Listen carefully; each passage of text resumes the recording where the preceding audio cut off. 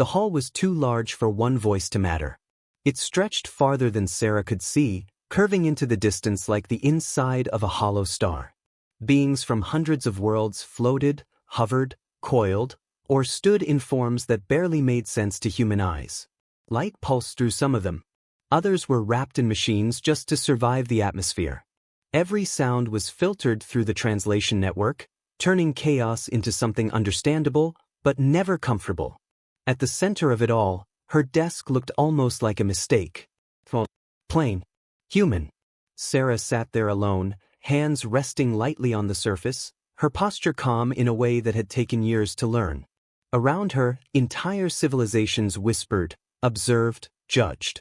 She had been waiting for hours, but time didn't matter anymore. Not really.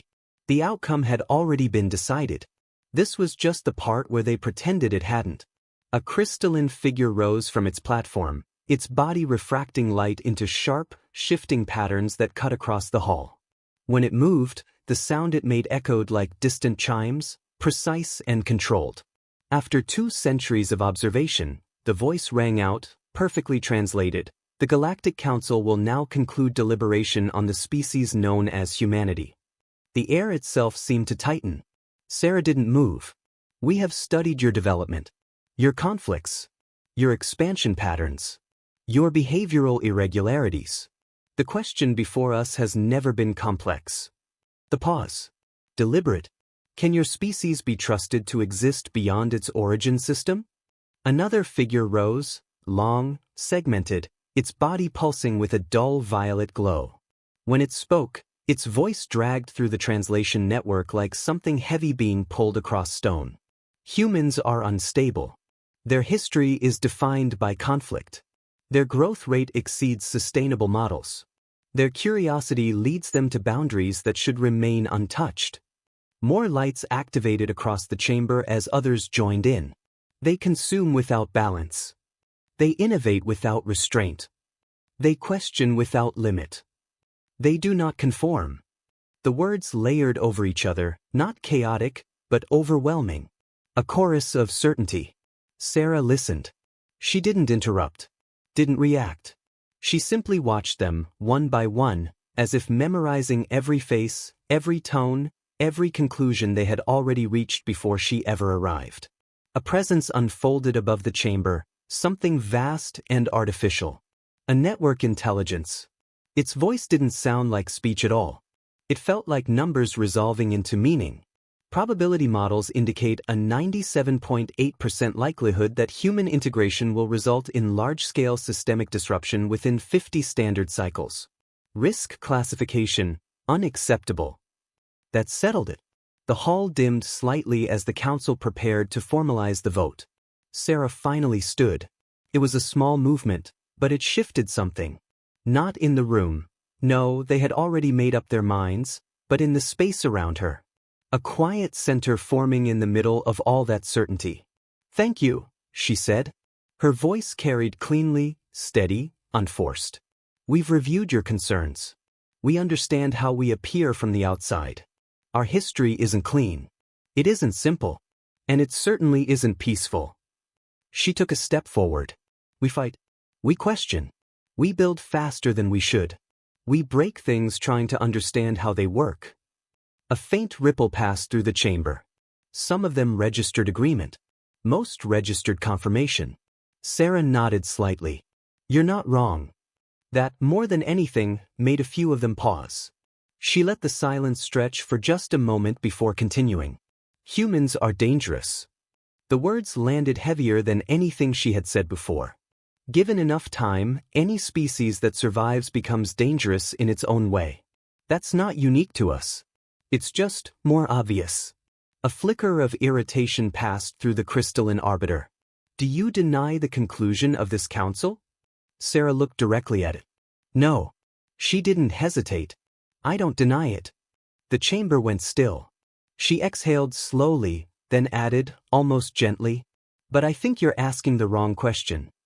Now she had their attention. "The question isn't whether we're dangerous." Her eyes moved across the chamber, meeting as many as she could. "It's whether that danger has value." A low hum spread through the hall, translation system struggling to keep up with overlapping reactions. Before it could grow, the arbiter cut through it. The council has reached its decision. Lights began to appear.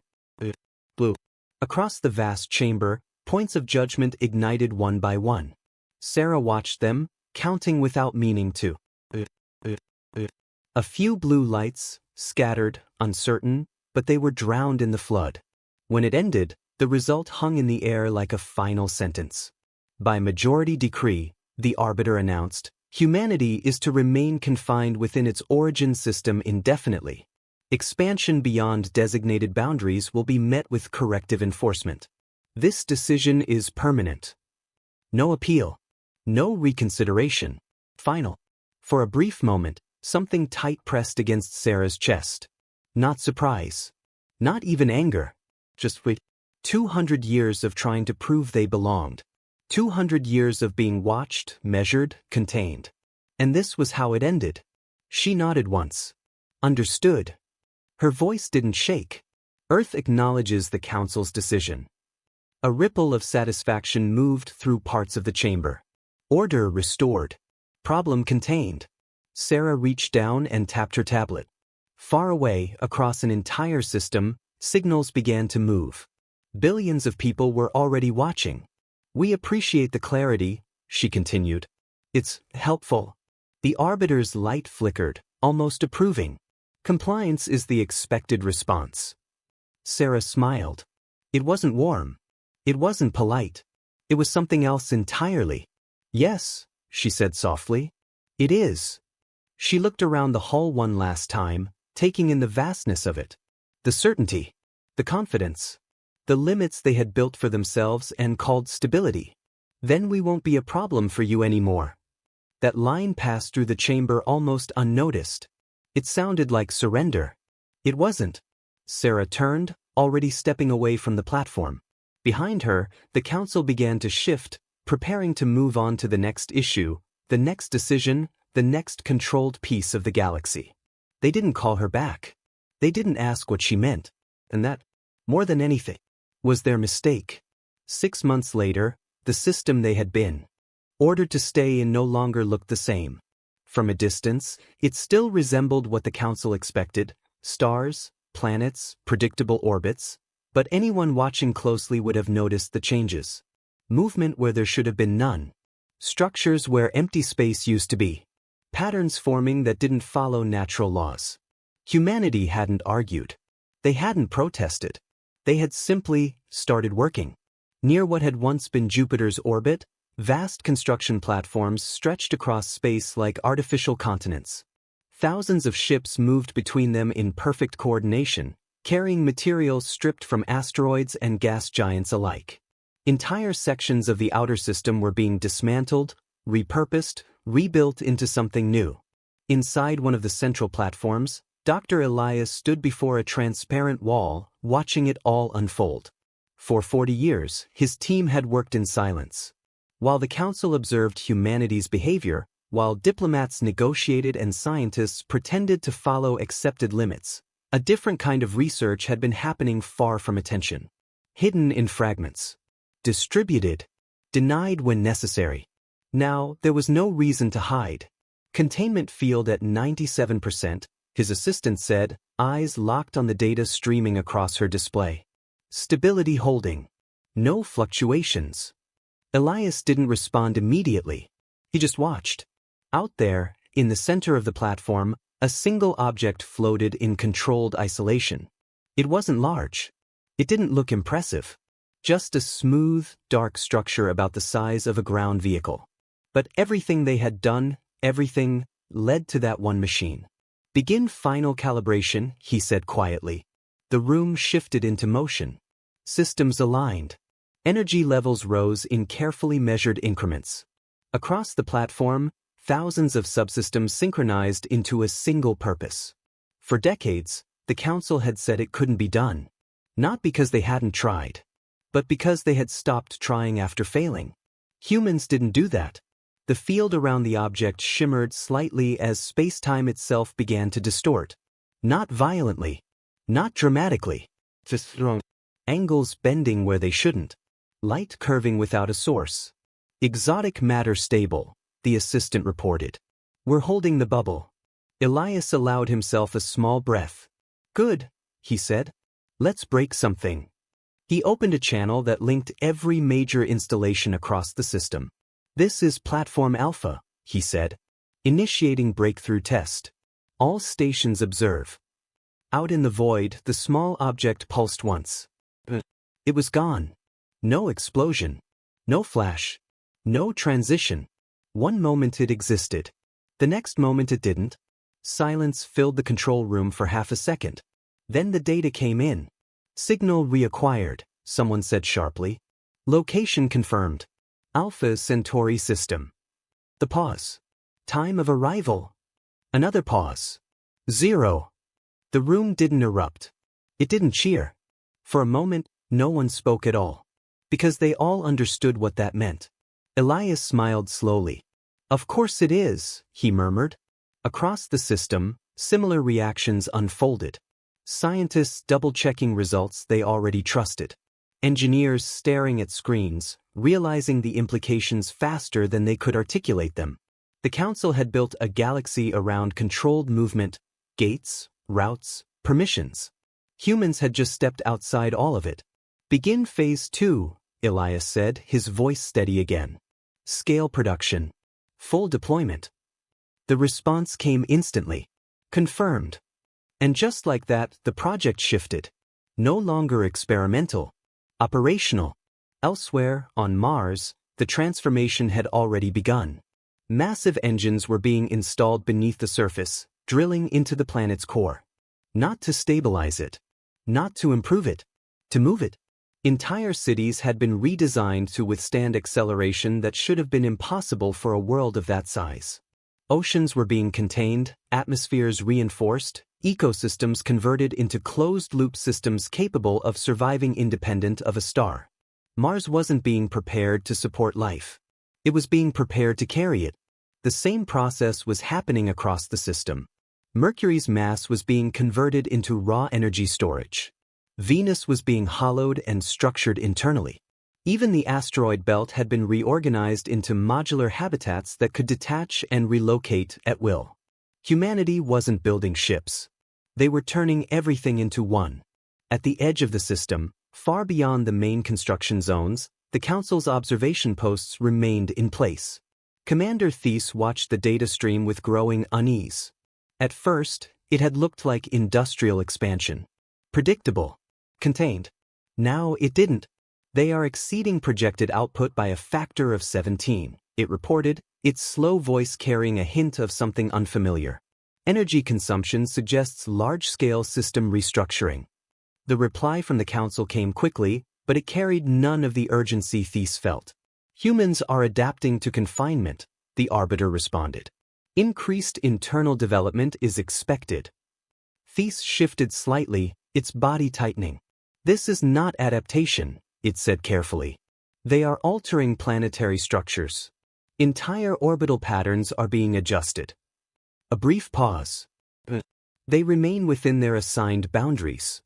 That was the only metric that mattered to the Council. Location. Not capability. Thies didn't argue. But it continued watching. Because in 50 years of observation, it had learned one thing about humans. They never built anything without a reason. 3 months later, the first ships began to move. Not along expected routes. Not using known propulsion systems. They simply appeared in new positions. Crossing distances that should have taken years in less than a second, without entering hyperspace, without interacting with any known transit network. Thies recorded everything. Every jump. Every energy signature. Every impossible reading. Then it sent another report. The humans have developed non-hyperspace faster than light travel, it stated. Unregulated. Unrestricted. This time, the response took longer. But when it came, it still carried the same tone. Continue observation. Thies focused its sensors again. Because now it understood something the Council didn't. The humans weren't trying to expand beyond their system. They were removing the system itself. And the Council still hadn't noticed. Earth did not feel like a planet anymore. It felt like something waking up. From orbit, the changes were impossible to ignore. The atmosphere shimmered faintly, not with natural auroras, but with structured energy fields wrapping the world like invisible scaffolding. Oceans no longer moved purely with tides and wind. They responded to controlled gravitational modulation systems buried deep beneath the crust. Cities that had once been fixed in place now existed on adaptive foundations, subtly adjusting position in response to planetary stress calculations. And beneath it all, Earth was moving. Not metaphorically. Literally. In the planetary control center, Dr. Sarah stood in front of a curved projection of the solar system. Lines of data wrapped around her like a storm she had learned to read years ago. Every second, new updates arrived from thousands of subsystems, orbital corrections, energy balancing, structural integrity reports. Everything was stable. Everything was ready. Final engine synchronization complete, Chief Engineer Vance reported. His voice was calm, but there was something tight underneath it. We're within operational thresholds across all major systems. Sarah didn't look away from the projection. And Jupiter? The pause. Fully integrated, Vance said. Conversion is 99.8% complete. Remaining mass is being processed into fuel arrays. Sarah nodded once. Jupiter was no longer a planet in any meaningful sense. It was a reaction core now, its gravity harnessed, its material stripped down into controlled energy streams feeding Earth's planetary engines. A star had been turned into propulsion. Not destroyed. Rewritten. Good, Sarah said quietly. Begin alignment burn. There was no countdown. Not really. Humanity had stopped treating these moments like ceremonies a long time ago. Across the system, massive engine structures embedded along Earth's equator began to activate. Deep within the planet, fusion cores stabilized into sustained output states that defied every early model of planetary engineering. The Earth shifted. Slowly at first. Then with growing certainty. A world breaking free from its orbit. On the lunar surface, Commander Rhea stood at the observation ridge with Captain Juno beside her. Below them, Earth was no longer fixed against the stars. It was drifting, pulling away from the sun in a controlled trajectory, like a ship leaving harbor. It's really happening, Juno said softly. Rhea didn't answer immediately. She had seen simulations. She had approved calculations. But seeing it was different. Report from Colony Fleet 1, Juno continued. All 200 vessels are en route to pre-designated jump coordinates. No anomalies. Rhea exhaled slowly. Good, she said. They'll reach the edge before anyone even realizes we've left. Juno glanced at her. You think the Council will respond? Rhea's expression tightened slightly. They'll respond when it's already over. On Earth, Sarah received the same reports simultaneously. Hundreds of colony ships moving in coordinated silence. Entire populations distributed across vessels large enough to carry civilizations. Not fleeing. Expanding. Not escaping the system. Taking it with them. A second message arrived. External monitoring stations have begun active scanning, Vance said. Council probes are increasing transmission frequency. Sarah finally turned away from the projection. Let them watch, she said. Her voice was calm, but there was something underneath it now. Something final. They gave us boundaries, she continued. We're just showing them what happens when you try to put limits on something that doesn't accept them. The engines deep beneath Earth reached full output. The planet shuddered, barely perceptible but real. Outside, space itself seemed to adjust. The sun, once a fixed point in human history, now sat slightly off alignment relative to Earth's trajectory. A world was leaving. Not breaking. Not collapsing. Departing. In orbit around Saturn, Commander Thies watched the movement in silence. It had expected expansion. It had expected industry.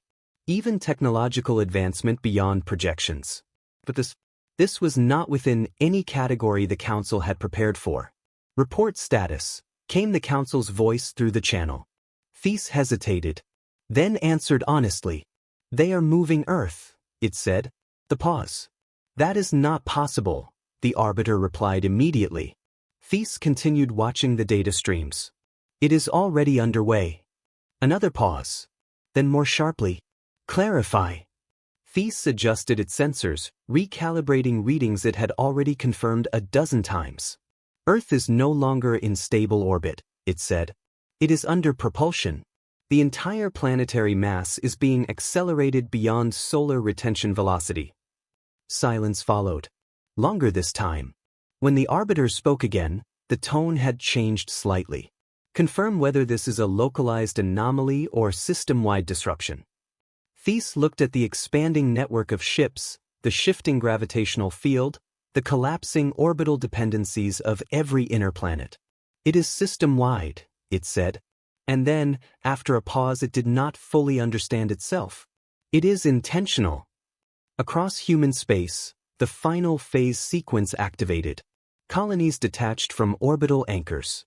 Asteroid habitats ignited their internal drives.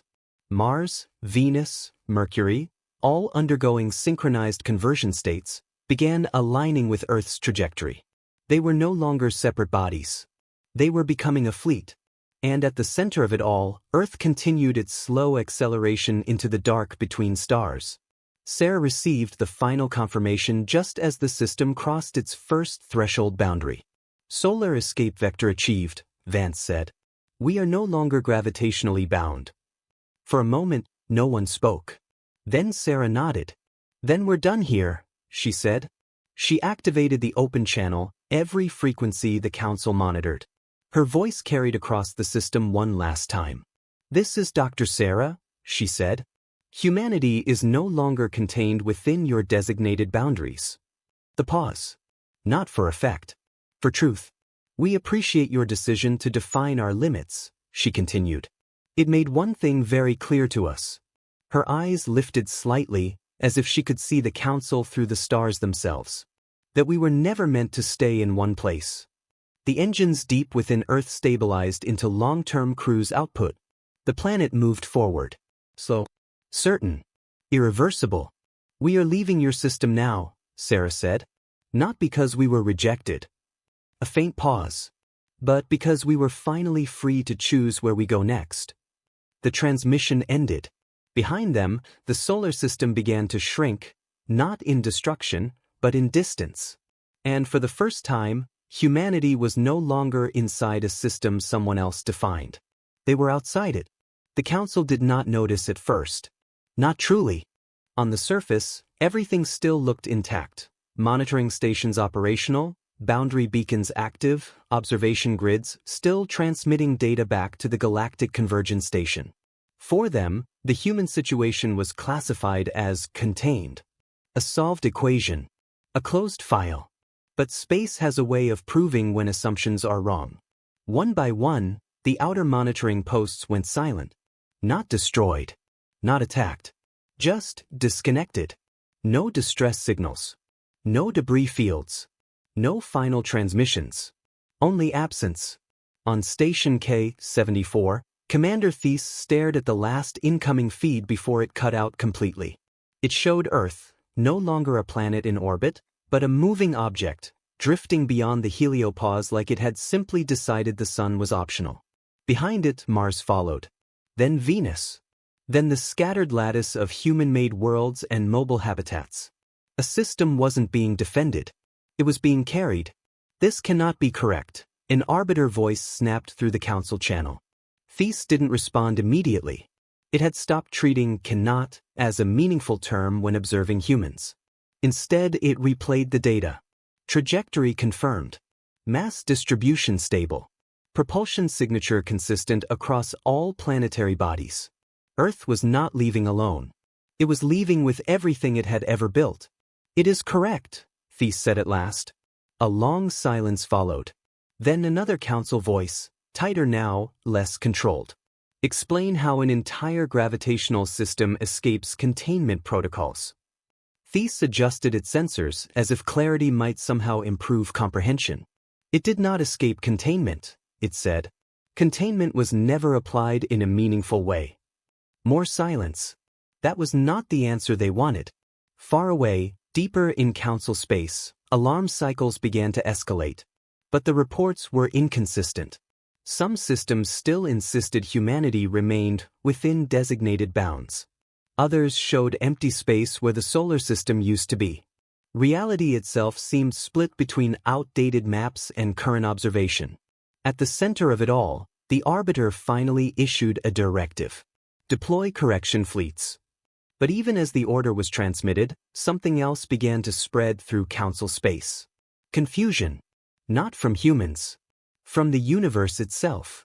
Because the human system had done something that did not fit existing categories of movement. It was no longer a system in orbit. It was a moving structure. A traveling star domain. A civilization with momentum and direction. Weeks earlier, inside the human command network, Dr. Sarah stood before a live projection of the departing solar system. The sun was now a distant point behind them, shrinking steadily. Ahead, only darkness and scattered starlight. Behind her, thousands of human command nodes synchronized across ships, planets, and habitats. This was not evacuation. This was migration at planetary scale. Trajectory lock confirmed, Vance said. We are aligned with the pre-scouted corridor toward the galactic edge. Sarah nodded. How many colony waves have launched? Third wave is in transit, he replied. Total population displacement, complete. The pause. Council response detected, another officer added. Multiple fleets are mobilizing toward former system coordinates. Sarah didn't turn. Too late, she said. Outside, the human solar fleet continued accelerating into deep space. Not fast in any conventional sense at first, but steadily increasing as planetary engines synchronized their long-term burn cycles. A world does not need to rush. It only needs to never stop.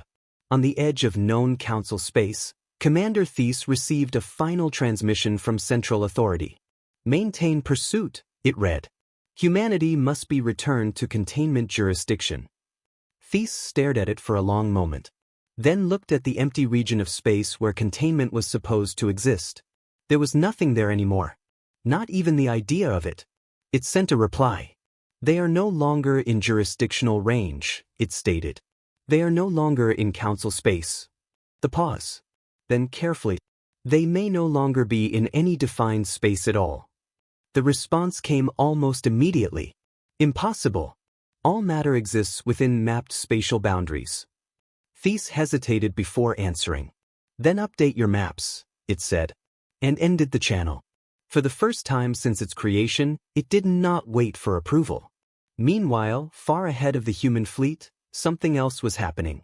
The ships sent months earlier, those who had left before Earth even began its departure, were already arriving at the edge of known space. And what they found there changed everything. Not empty stars. Not unclaimed territory. But evidence of something that had been moving through galaxies long before the Council ever existed. Something that consumed civilizations not for conquest, but for continuation. And humanity, still traveling, was heading directly toward it. The universe, it turned out, was not empty. It was waiting. At the edge of known space, the first human scout fleet stopped pretending they understood what they were looking at. There were no borders here. No clear lines between one region of the galaxy and another. Just a gradual thinning of structured systems, like reality itself was becoming less organized the farther they traveled from Council-controlled space. And then they found the absence that didn't feel natural. Stars existed, but something about them felt incomplete. As if entire layers of structure had been stripped away, leaving only the bare minimum needed for light to still exist. Captain Elias Vorn stood on the observation deck of the scout vessel Horizon Drift, staring at the readings without blinking. Say that again, he said quietly.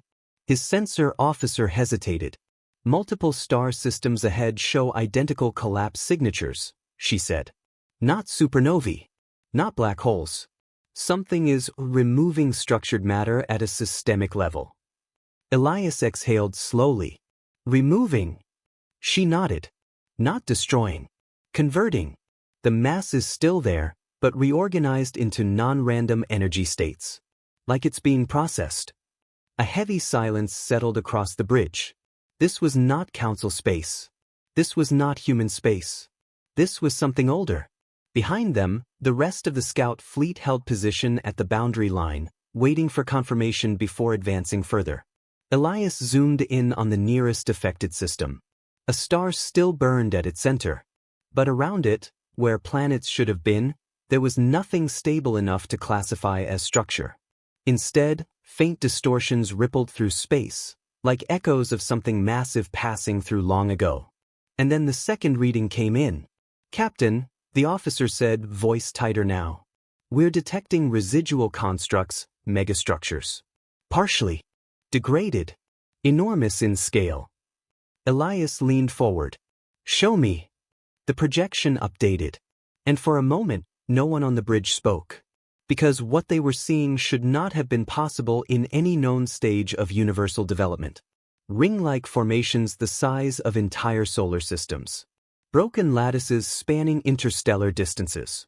Collapsed frameworks that once must have supported civilizations built on scales the Council never even theorized. And all of it not recently destroyed. Ancient beyond comprehension. "Are those civilizations?" someone whispered. No one answered immediately. Because the implication was worse than any war. It meant humanity wasn't the first to reach beyond the Council.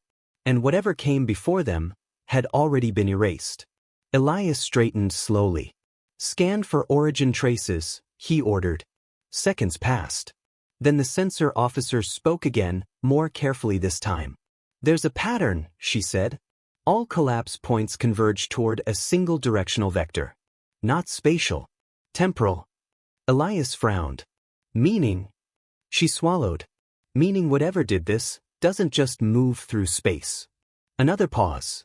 "It moves through eras of development, like it follows civilizations forward through time." The bridge went cold.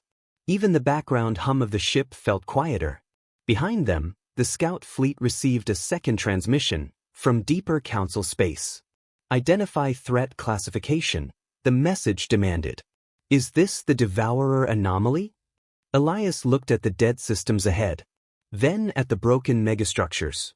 Then at the faint residual energy signatures still drifting through space like scars that refused to fade. "No," he said. The pause. Then again more firmly. "No. This is older." On the Council's side of space, fear was spreading in a way it hadn't even during humanity's departure. Because the Devourers had been understood, at least in principle. A consuming force. A predictable horror. But this had structure. Intent. Memory. And worst of all, a pattern. Far behind them, humanity's moving solar fleet continued its slow but irreversible journey through interstellar space. Earth was no longer just traveling toward the galactic edge. It was following the same trail.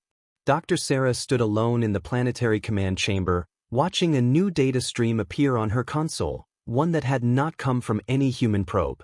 It was a signal. Faint. Fragmented. But unmistakably artificial. Vance approached carefully. "We're receiving an external transmission," he said. "Not Council origin. Not Devourer origin." Sarah didn't answer immediately. She studied the pattern. It wasn't language in any traditional sense. It was structure. Repetition. Adaptation. Like something trying to communicate using the memory of civilizations it had already consumed. "What is it saying?" she asked. Vance hesitated. "We think it's a warning." That made her look up. A warning about what? The signal shifted on the display. And for the first time since humanity had left the Council behind, Dr. Sarah felt something unfamiliar settle in her chest. Not confidence. Not control. Recognition of scale. Because whatever had erased those ancient civilizations wasn't gone. It was still out there. And it had noticed them. The signal stabilized for a brief moment before resolving into a repeating pattern. Not words. Not symbols. But a single repeating idea, translated imperfectly through human systems.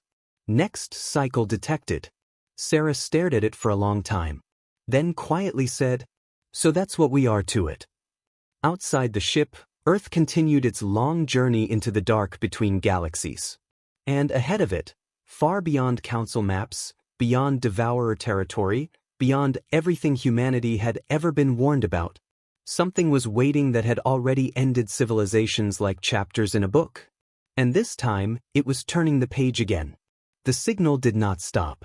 It adapted. That was the first thing Dr. Sarah realized when the second wave of transmission hit the human fleet. It wasn't repeating the same pattern anymore. It was learning how humanity processed it, changing its structure, shifting frequency bands, folding itself into formats that human systems could interpret more easily, like something trying to be understood, or trying to ensure it was understood before it arrived. Correlation matrix is breaking, Vance said, staring at the data streams. Whatever the signal is, it's actively adjusting to our decoding methods. Sarah didn't take her eyes off the projection. Is it responding to us specifically? The pause. Yes, he said quietly, but not just us. It's responding to any intelligence that tries to interpret it. That was worse, because it meant it wasn't broadcasting. It was testing. Across the fleet, the same pattern was appearing on every human-controlled sensor platform near the frontier. Scout ships, deep space buoys, autonomous probes, all of them receiving the same structured anomaly, and all of them slowly converging on the same conclusion. It wasn't a message. It was a scan. A long-range cognitive sweep passing through the galaxy like a hand moving across sand, feeling for shapes that were still intact. Sarah finally spoke. Can we trace the origin? Vance shook his head. No clear origin point. It's distributed, like it's everywhere ahead of us at once. That didn't make sense in any conventional physics model. But then again, neither did most of what humanity had built in the last 75 years. Still, this felt different. Older. Not engineered. Evolved. On the edge of known space, Captain Elias Vorn's scout fleet was no longer moving forward. They had stopped entirely, because in front of them, the ruins were no longer passive. Something was happening inside them. The collapsed megastructures, those ancient rings and lattice worlds, were beginning to respond to the presence of observation. Slowly at first, then unmistakably. They were aligning. Not physically, conceptually, as if the act of being seen was forcing them back into partial structure. Captain, the sensor officer said, voice tight, the ruins are restabilizing. Elias frowned. That's not possible. But the data didn't care what was possible. Broken systems were reorganizing into coherent patterns. Energy fields were reasserting old geometries. Even dead stars showed faint signs of regulated emission changes, as if something long absent had briefly reactivated dormant control systems. Then the transmission arrived. Not on a channel. Not through a device. It appeared directly inside every human interpretation layer at once, as if it had been inserted into comprehension itself. A single concept formed across all systems. Observation confirmed. Elias took a slow step back. What the hell did we just trigger? Someone whispered. No one answered. Because the answer was already forming in their data. The moment humanity began observing the ruins began behaving as if they were still part of a larger system. As if they had been waiting for input. As if they were still online. Back in the human command fleet, the entire forward expedition had gone silent. Sarah was watching the same anomaly spread across multiple data layers. But she wasn't focused on the signal anymore. She was focused on the pattern underneath it. Because it wasn't random. It wasn't even alien in the usual sense. It was structured like infrastructure. Like something designed to maintain continuity across civilizations that should have collapsed. And then she saw it. A repeating marker buried inside the signal lattice. Not a message. A classification tag. Something that translated loosely into human understanding as archival system active. Sarah's expression changed slightly. Vance, she said quietly. Yes. Run a cross-check. All known Devourer records. All Council Deep History archives. Every mention of pre-Council civilizations. He hesitated. That's a lot of data. I know, she said. Run it anyway. Minutes passed. The fleet continued moving forward, deeper into unknown territory, while behind them the solar system followed like a distant, moving memory. Then Vance spoke again. His voice was different now. Lower. Sarah? She didn't look away from the display. What is it? He swallowed. There are records. Not complete. Fragmented. But consistent across multiple sources. The pause. They all describe the same thing. Sarah finally turned. Describe what? Vance hesitated before answering. A system, he said. Not a species. Not an empire. A system that activates when civilizations reach a certain threshold of complexity. He looked up at her. And then resets them. Silence. Long enough that even the hum of the command deck felt distant. Sarah stared at the signal again. The pattern was still evolving. Still adapting. Still watching. So the Devourers, she said slowly, weren't the top of the chain, Vance finished. A new alert flashed across the system. Elias's scout fleet had stopped transmitting entirely. Not destroyed. Not lost. Just overwritten. And then, from the edge of human-controlled space, a final structured pulse arrived. Stronger than before. Clear. More direct. It resolved into a single translated instruction. Civilization progression detected. The pause. Then another line appeared beneath it. Preparing evaluation phase. Sarah stood very still.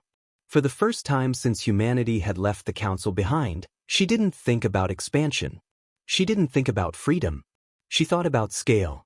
And something far beyond the galaxy had just acknowledged that humanity was no longer invisible. The words did not fade. They settled. As if the message had been written not on screens or systems, but into the structure of comprehension itself. Something the human mind couldn't simply ignore once it had seen it. Preparing evaluation phase. For a full minute, no one in the command chamber spoke. Not because there was nothing to say, but because every possible interpretation led to something worse. Vance finally broke the silence. Sarah, we're being categorized. She didn't look away from the projection. I know.